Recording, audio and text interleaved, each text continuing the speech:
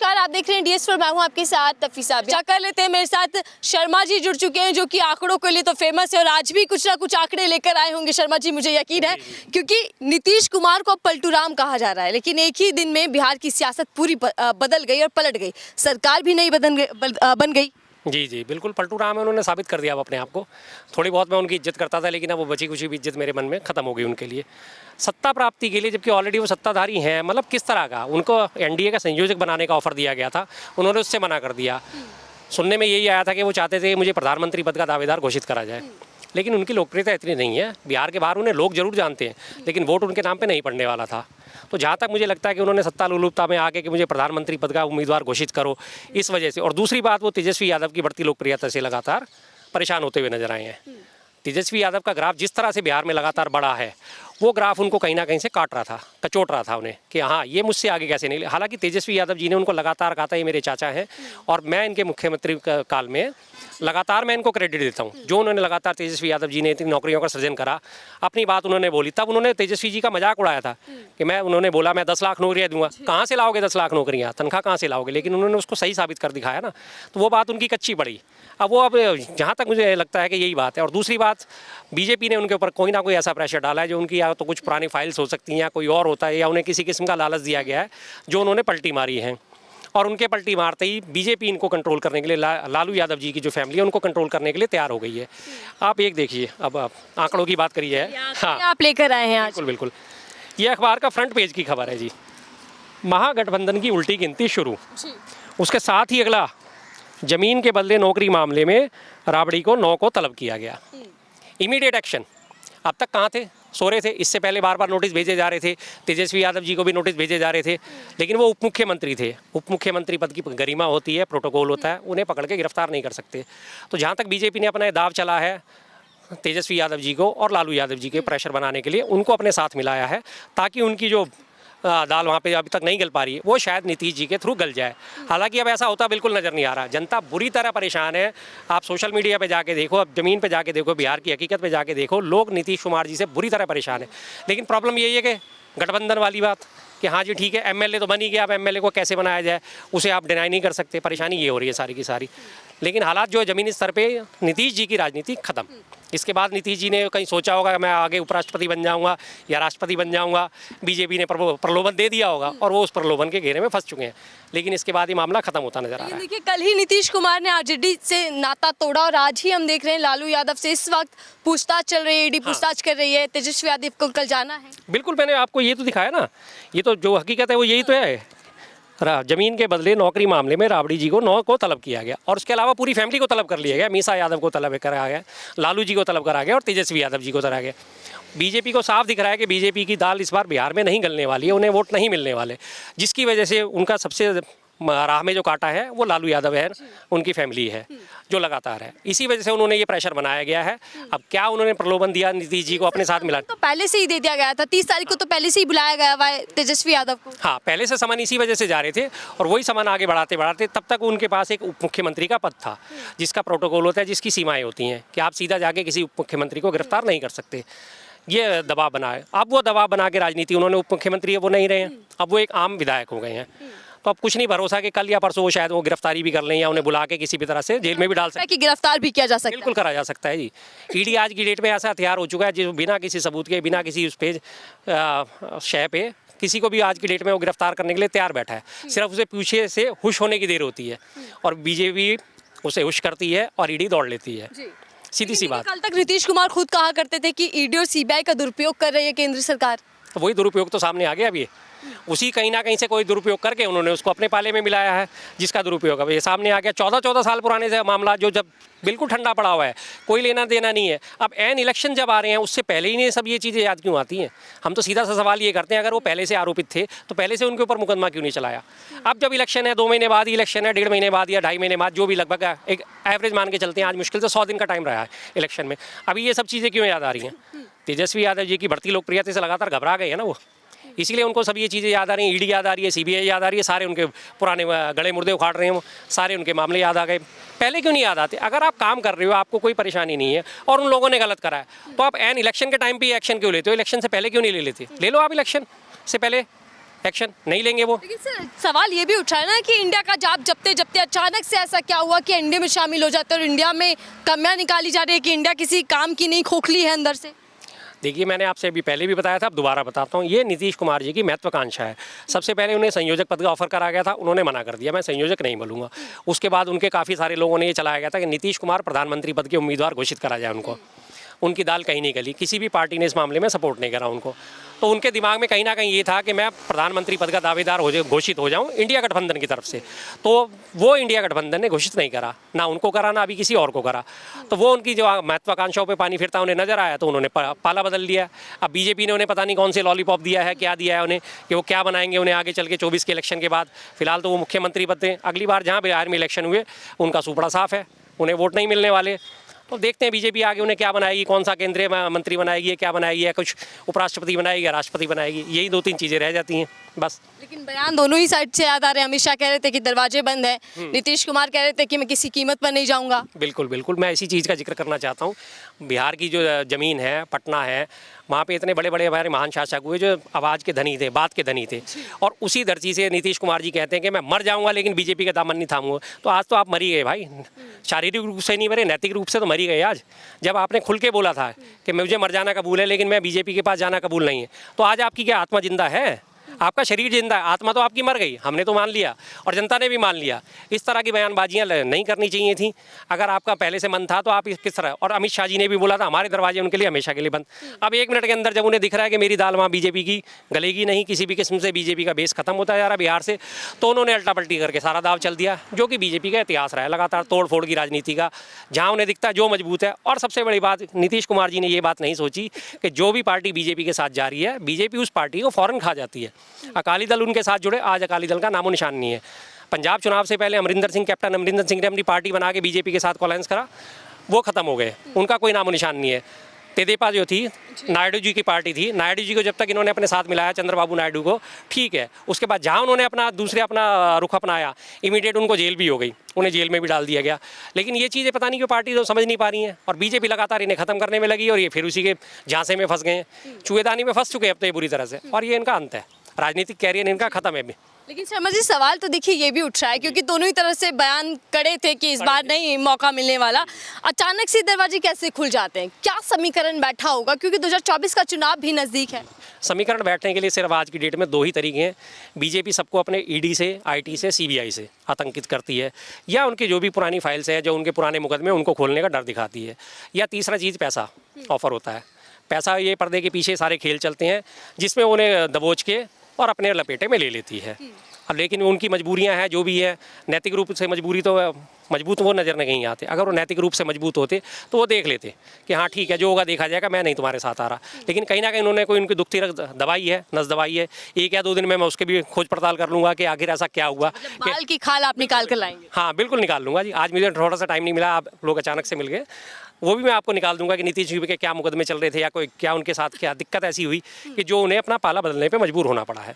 उसको भी मैं निकाल लूंगा, ढूंढ लूंगा, इस बात को जनता तक पहुंचाऊंगा जरूर इस बात को। लेकिन नीतीश कुमार तो अब ये कह रहे हैं ना कि देखिए मैं जहां था वहीं आ गया, इंडिया के साथ था, इंडिया के साथ ही तब आ गया, और बदलने की बात नहीं होने वाली है, अब कभी नहीं जाने वाला दामन छोड़कर। बार बार उनकी आप हंस रहे हैं। एक आदमी की जब कि जवान की वैल्यू होती है, हमारे व्यापारी संस्था में लोगों में कहा जाता है भाई साहब जवान की वैल्यू, जवान पे लोगों ने अपने सिर कटा दिए। एक अगर वादा कर दिया, प्राण जाए पर वचन ना जाए, रघुकुल रीत सदा चली आए, प्राण जाए पर वचन ना जाए, एक मुंह से जवान निकल गई, बात हो गई, तो उसे पूरी करने के लिए लोगों ने अपनी गर्दनें कटवा दी। तो हंसी मुझे इसीलिए आ रही है, ये पाटलिपुत्र की महान धरती से ऐसे ऐसे सम्राट अशोक जैसे लोग पैदा हुए, जिन्होंने एक बार अगर छोड़ा कि आज के बाद में, कलिंग युद्ध के बाद कि आज के बाद में हथियार नहीं उठाऊंगा, तो उन्होंने पूरी जिंदगी हथियार नहीं उठाए। अहिंसा परमो धर्मों का नारा देते हुए बौद्ध धर्म को उन्होंने अपनाया। उसी पाटलिपुत्र की धरती से, आज ये पटना की धरती से, और ये ऐसे ऐसे दल बदलू और जिनकी जबान की एक धेले की वैल्यू नहीं है, तो मुझे हंसी नहीं आएगी तो क्या होगा। सिर्फ मुझे नहीं, दुनिया हंस रही है उनके ऊपर। वो जितना मर्जी खुश हो ले कि मैंने बहुत बड़ा दाव खेल लिया है, लेकिन जनता की नज़रों में आज उनकी इमेज 2 कौड़ी की रह गई है। लेकिन देखिए नीतीश कुमार का मुझे बयान कई याद आ रहे हैं सर, कह रहे थे कि इंडिया अलायंस का मकसद है बीजेपी को हराना, लोकतंत्र को बचाना। तो अब क्या लग रहा है, अब तो वो खुद एनडीए में शामिल हो गए। अभी उसी को पलट के बोलेंगे नहीं जी, इंडिया अलायंस का मकसद ये नहीं था, इंडिया अलायंस का मकसद है अपने आप को बचाना। वो अपने आप को बचाने के चक्कर में इंडिया अलायंस तोड़ के चले गए। और जहाँ तक मैं समझ रहा हूँ, मुझे पूरी एक संभावना यही नज़र आ रही है कि वो इस बात से नाराज़ हो गए, वो आगे हैं कि मुझे प्रधानमंत्री पद का उम्मीदवार क्यों नहीं घोषित करा गया, हालांकि वो इसकी काबिलियत नहीं रखते। इसलिए तो कई बार कहते सुने हैं ना कि देखिए मुझे पीएम पद की कोई लालच नहीं है, मैं उम्मीदवार नहीं बनना चाहता। तो वही बात है ना, अगर उनकी जवान पे ही भरोसा करा जाए तो जवान तो उन्होंने ये भी बोला था मैं मर जाऊंगा लेकिन बीजेपी में नहीं जाऊंगा, चले गए। अब वो कहते हैं मुझे पीएम पद की लालसा नहीं है, तो भाई आपने इंडिया गठबंधन क्यों छोड़ा फिर? क्यों आप उसके छोड़ के दूसरी पार्टी में फौरन को? और जबकि ऐसे कोई हालात नहीं थे, अच्छा खासा बढ़त मिल रही है इंडिया गठबंधन को, अच्छा खासा रिस्पांस मिल रहा है, सारी पार्टियां तैयार हो गई। अखिलेश जी ने भी वहाँ पे उन्होंने अभी दिया है यूपी में भी कि 11 सीटों पे तो फाइनल हो गया, और जैसे जैसे हमारा काम आगे बढ़ेगा हम और सीटें फाइनल करेंगे। लगातार साथ ही आ रही है ना कांग्रेस को जिम्मेदार ठहराया जा रहा है। देखिए नीतीश कुमार अलग हो जाते हैं, केसी त्यागी बयान दे रहे हैं कि वो क्षेत्रीय पार्टी को खत्म करना चाहते हैं। कांग्रेस पार्टी वो अपने आप को सर्वोपरि समझ रही, कांग्रेस किसी को आंक नहीं रही। गलत कह रहे हैं वो लोग। अगर कांग्रेस किसी को आंक नहीं रही थी तो वो इंडिया गठबंधन खड़ा क्यों करते? हर एक के साथ वो मिलकर चल रहे हैं, हर एक से बात करके चल रहे हैं। बल्कि क्षेत्रीय पार्टियों को खत्म करने की राजनीति जो अब कर रही है वो बीजेपी कर रही है। मैंने अभी आपको उदाहरण दिया कि तेदेपा जो थी तेलुगु देशम पार्टी, चंद्रबाबू नायडू का आज क्या हाल है, जेल में पड़े हैं। अभी पीछे उनकी बड़ी मुश्किल से जमानत हुई थी, बाहर आए हैं, उनका कोई बयान सामने नहीं आता। उधर से इन्होंने मायावती जी के ऊपर डंडा फहरा रखा है, उधर से अकाली दल खत्म कर दिया, उधर से इन्होंने ताजी जो पार्टी बनी थी अमरिंदर सिंह की वो खत्म कर दी। 38 पार्टियों का कुनबा है, लेकिन उस पार्टी में है कौन? ओपी राजभर जैसे, जिनका एक सीट का दावेदार नहीं है, जब वो अच्छे खासे जनादेश के साथ थे, और धीरे धीरे उनको अपने साथ मिलाते गए और पार्टियों को खत्म करते जा रहे हैं। तो ये काम तो उल्टा कर रहे हैं। कांग्रेस ने तो साथ में सपोर्ट दिया उन्हें कि ठीक है, अगर आप यहाँ पे मजबूत हो, हम आपके साथ आज कॉलेंस करते हैं, अब वो करते हैं, हम अपना कोलैबोरेशन करते हैं, तो ठीक है हम आगे बढ़ेंगे। लेकिन ऐसा नहीं हो रहा, तो उल्टा। राहुल गांधी की यात्रा भी देखिए बिहार पहुंच चुकी है, लेकिन बिहार से पहले ही जिस तरीके से हमने देखा कि बदल गई राजनीति, तो कुछ लोग ये भी कह रहे हैं, ये मान रहे हैं बल्कि कि राहुल गांधी की यात्रा जहां से भी गुजरेगी वहां इंडिया को नुकसान होगा। बंगाल गई तो ममता जी रूठ गई, तमाम चीजें आ रही हैं सामने। बिल्कुल ठीक कह रहे हैं लोग, जो कह रहे हैं वो दूसरे आकलन की तरह से कह रहे हैं। और हकीकत वास्तव में ये है कि जहाँ राहुल गांधी जी की यात्रा निकल रही है उनको पूरा ज़बरदस्त समर्थन मिल रहा है, अपार जन समर्थन मिल रहा है। उस जन समर्थन से बीजेपी पार्टी पूरी तरह घबराई हुई है। और अभी जब तक इलेक्शन की घोषणा नहीं होगी, मैं आज ये बात कम से कम 8वीं-10वीं बार रिपीट कर रहा हूँ कि जब तक इलेक्शन की घोषणा नहीं होगी, हर पार्टी की बयानबाजी इसी तरह से आती रहेगी। हर पार्टी इसी तरह से जो कमज़ोर पार्टियाँ से जिसकी नस दबा रखी है, जिसको IT का डर है, जिसको ED का डर है, वो पार्टी इसी तरह के बयान देगी कि हाँ जी देखो कमज़ोर हो गई। राहुल गांधी जी के खिलाफ फैसला आज की डेट में राहुल गांधी जी अकेले वो योद्धा हैं जो पूरी बीजेपी पार्टी से लड़ रहे हैं। 303 उनके सांसद लोकसभा के, 100-125 सांसद उनके राज्यसभा के, पूरा मीडिया, पूरा प्रिंट मीडिया, पूरा TV मीडिया लगातार राहुल गांधी जी के खिलाफ है, लेकिन वो फिर भी डट के खड़े हुए हैं। और पार्टियों का जन समर्थन उन्हें मिले या ना मिले, लेकिन जनता का अपार जन समर्थन मिल रहा है। पीछे आपने देखा था आसाम में जब वो गए थे, यूनिवर्सिटी में उनका प्रोग्राम कैंसिल कर दिया था, यूनिवर्सिटी के सारे स्टूडेंट्स निकल के बाहर आ गए, कोई बात नहीं आप अंदर नहीं आ सकते, हम बाहर आएंगे। लगातार प्यार मिल रहा है उन्हें, जिससे पार्टी घबराई हुई है, लगातार घबराई हुई हैं। बाकी पार्टियां भी घबरा रखी हैं, और वो हकीकत है। आज की डेट में भी विपक्ष में सबसे बड़ी पार्टी तो कांग्रेस ही है ना, 55 सांसदों के साथ कांग्रेस है, और ये ग्राफ अभी बढ़ने वाला है। तो इस वजह से दूसरी पार्टियां भी सौदेबाजी की उसमें हैं कि हाँ हमारा ग्राफ किसी तरह बढ़ जाए, 2 सीट और फालतू मिल जाए या 4 सीट और फालतू मिल जाए, लेकिन अल्टीमेटली फैसला हो जाएगा, गठबंधन आएगा ही आएगा। लेकिन देखिए सर, अब काफ़ी लोग मीम बना रहे हैं, काफ़ी नेताओं के बयान भी सामने आ रहे हैं कि यूपी के अंदर तो राम आए हैं, श्री राम भगवान जी आए हैं, लेकिन बिहार के अंदर पलटू राम आ गए हैं। हाँ। तो ये बार बार नीतीश कुमार पलट क्यों जाते हैं इधर से इधर, लेकिन गद्दी उन्हीं की रहती है, CM वही रहते हैं। ऐसे क्या खेल देते हैं? खेल खेलना कुछ भी नहीं है। थोड़े से उनके पास जितने भी सांसद हैं, 45 विधायक हैं, ठीक है, वो एक निर्णायक भूमिका निभा रहे हैं। तेजस्वी यादव ने साफ कर दिया बीजेपी के साथ नहीं जाएंगे, कांग्रेस बीजेपी के साथ नहीं जा रही, बाकी और पार्टियां जो है वो बीजेपी के साथ नहीं जा रही। अल्टीमेटली बीजेपी के पास बस्ता कौन है? ले दे के इन्हीं को घुमा फिरा के लेके आना पड़ता है। मुख्यमंत्री पद की उन्हें शपथ दिला दी जाती है, वो शांत होकर बैठ जाते हैं। अरे मुख्यमंत्री तो आप तब भी बने हुए थे, आपने अपनी नैतिकता से समझौता क्यों करा? आपकी किसी बात को तो आप रखो यार, किसी बात को, अपनी ज़बान की कुछ तो वैल्यू रखो। एक आदमी का कहा जाता है कि जिसकी ज़बान है उसका सब कुछ है, जिसकी ज़बान नहीं उसका कुछ नहीं। व्यापारिक जगत में लाखों करोड़ों के सौदे, व्यापार जो होता है ज़बान पे हो जाता है, और बड़ी बड़ी बातें ज़बान पे हो जाती हैं। इन्होंने तो अपनी ज़बान का कुछ भी जो बचा कुछ था, अब मैं कह सकता हूँ, मैं कह नहीं सकता, मुख्यमंत्री हैं, ज़्यादा आप शब्दों नाम कह रहे हैं सब उनको। सब कह रहे हैं, बिल्कुल सही कह रहे हैं। मैं नहीं कहूँगा, चैनल पे बोल रहा हूँ, कैमरे की बात कहाँ से जाएगी। फिलहाल मुख्यमंत्री हैं, सीधी सी बात है। मेरे क्या कहने से कुछ नहीं होगा, जब जनता ही उन्हें कह रही है तो फिर मेरे कहने से क्या फ़र्क पड़ेगा। वास्तव में उन्होंने अपनी सिद्ध कर दिया। किसको धोखा दिया नीतीश कुमार ने? इंडिया अलायंस को, आरजेडी को? आखिर किन किन लोगों को धोखा दिया? सबसे बड़ा धोखा उन्होंने अपने आप को दिया है। नीतीश कुमार जी का ये धोखा उनके लिए आत्मघाती सिद्ध होगा। ये आज मैं लिख के दे सकता हूँ, नीतीश कुमार जी का ये जो आखिरी कदम उन्होंने उठाया है, ये उनके लिए आत्मघाती सिद्ध होगा।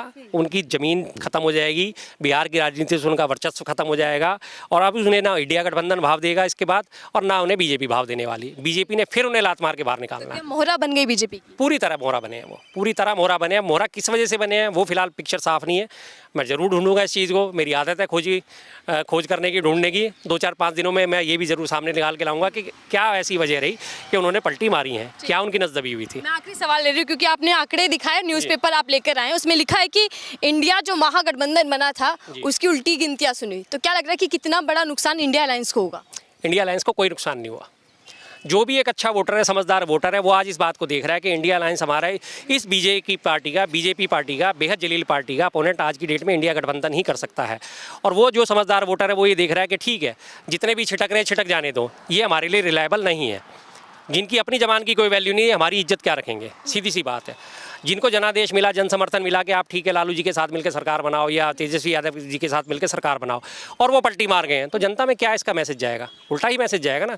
इंडिया गठबंधन की उल्टी गिनती शुरू नहीं हुई, अच्छी बात है। एक बड़ा छोटा सा उदाहरण देता हूँ। एक जापान की तलवार होती है कताना, बहुत तेज़ धार की तलवार होती है, बहुत तगड़ी तलवार माना जाता है उसे पूरे वर्ल्ड वाइड में। उसको बनाने के लिए जब लोहा इस्तेमाल करा जाता है, उस लोहे को 20 बार गर्म कराया जाता है और छिटका जाता है। 20 बार गर्म करके उसे छिटका जाता है, ताकि उसमें से जितनी भी वेस्टेज है वो निकल के बाहर चली जाए। उसके बाद वो कताना तैयार होती है, और उसका कोई पूरी वर्ल्ड में कोई उस तलवार का कोई सानी नहीं होता। तो मैं आज इंडिया गठबंधन को उसी कताना तलवार के मुकाबले रखता हूँ कि इसमें से जितनी भी छटोर थी वो निकलती जा रही है, जितनी भी गंदगी है वो निकलती जा रही है। अल्टीमेटली वो कताना तलवार बन के इंडिया गठबंधन खड़ा होगा, और ये बीजेपी की काट करके ही रहेगा। चलिए, एक छोटी सी टिप्पणी इस पर भी ले लेते हैं। नीतीश कुमार 9वीं बार मुख्यमंत्री बन गए, गठबंधन तोड़ देते हैं, फिर नया गठबंधन बना लेते हैं। क्या कुछ कहना चाहेंगे? अगर मैं जानना चाहूँ, क्या है नीतीश कुमार की राजनीति? कोई राजनीति नहीं है जी, बेइज्जती अपनी करवा रहे हैं अब तो वो लगातार। पलटू राम पूरी दुनिया उन्हें बोल रही है, सारा मीडिया उन्हें पलटू राम के वो उससे बोल रहा है। अभी ये बीजेपी के समर्थन में आए, और बीजेपी की स्मृति ईरानी जी ने उन्हें पानी पी के कोसा था जब उन्होंने विधानसभा में बयान दिया था जनसंख्या नियंत्रण पर, ज़बरदस्त उनकी गाली गलौज करी थी। आज वही स्मृति ईरानी उन्हें कह रही कि अच्छी बात है जी, वापस आ गए हमारे पास। क्या इन लोगों की इज्जत है? कभी आप आवाज़ के धनी होते थे, लोग बात के धनी होते थे, मर जाना पसंद करते थे, लेकिन अपनी आवाज़ से पीछे नहीं हटते थे। आज वही एक वो उनकी MLC थी जो लगातार रो के अपना उन्होंने घर भर लिया था कि जी बीजेपी नीतीश जी ने ऐसा क्यों कहा, आज उन्हें वो इज्जत नज़र नहीं आ रही। तो क्या इन लोगों का मैसेज जा रहा है? क्या ये जनता को मैसेज दे रहे हैं? हकीकत है, जनता को मैसेज अब क्लियर हो गया कि कौन हमारे फेवर का है और कौन हमारे डिसफेवर का है, कौन चट्टान की तरह हमारे साथ खड़ा हुआ है। पलटू राम तो फिर बीजेपी भी हुई, जिस तरीके के बयान उन्होंने कहा था कि द्वार नहीं खुले। बिल्कुल है। बीजेपी के तो मैं लगातार आपको कितने नाम गिना चुका हूँ। बेहद जलील पार्टी, बेशर्म जनता पार्टी, भ्रष्टाचारी जनता पार्टी, बलात्कारी जनता पार्टी और बेहद झूठी पार्टी, ये लगातार बीजेपी के नाम है। अब उसमें साबित हो गया कि बेहद झूठी पार्टी है, बोलती कुछ है कहती कुछ है। अमित शाह जी हैं, उनके बयान की वैल्यू होती है। जब उन्होंने बोला हम इनके साथ गठबंधन नहीं करें, आज उनके सामने ऐसी क्या मजबूरी खड़ी हो गई? सत्ता लोलुपता के चक्कर में उन्होंने उनको सारा खेल पलट दिया। और अब सुनने में आ रहा है कि इसके बाद ये कहीं और भी अभी खेल करने वाले हैं। कांग्रेस शासित किसी राज्यों में आम आदमी पार्टी ने आरोप लगाए थे, ये रहे उसके आरोप भी, कि हमारे साथ वो तोड़फोड़ करने की राजनीति करी जा रही है आम आदमी आप सरकार की, वो भी इसमें लगातार लगे हुए हैं। आप सरकार गिराने की साजिश का आरोप ये भी बीजेपी कर रही है। अरे भाई, अगर आपको जनादेश नहीं मिल रहा तो नहीं मिल रहा, तो क्यों परेशान हो आप? जो जनादेश है उसके सम्मान करो। एक तरफ कहते हैं हम जनता की पार्टी है, भारतीय जनता पार्टी, तो भारतीय जनता जो जनादेश दे रही है आप उसका सम्मान करो। आपको अगर उसने बाहर बिठाया तो आप बाहर बैठो, आप अच्छे काम करो, अगली बार सत्ता में अपने आप आ जाओगे। अच्छे काम नहीं करोगे तो आपको लेकिन ये तोड़फोड़ की राजनीति ज़्यादा नहीं चलने वाली, ये खत्म होने वाली, इसका एरा एंड होने वाला है। चलिए ठीक है, बहुत धन्यवाद हमसे बातचीत करने के लिए। शर्मा जी से हम जान रहे थे, आंकड़े लेकर आए हैं आज भी कि आखिर बिहार की राजनीति अचानक से कैसे बदल गई और सरकार गिरकर पुरानी नई बन गई। बहरहाल बिहार की राजनीति से आगे क्या कुछ होने वाला है, 2024 का चुनाव भी है, इंडिया गठबंधन है, तो दूसरी तरफ बीजेपी मजबूत पार्टी जो कहती है कि 400+ का दावा कर रही है वो भी है। लेकिन इस सियासत का असर 24 पर कितना पड़ने वाला है वो देखना होगा। फिलहाल के लिए दीजिए इजाजत।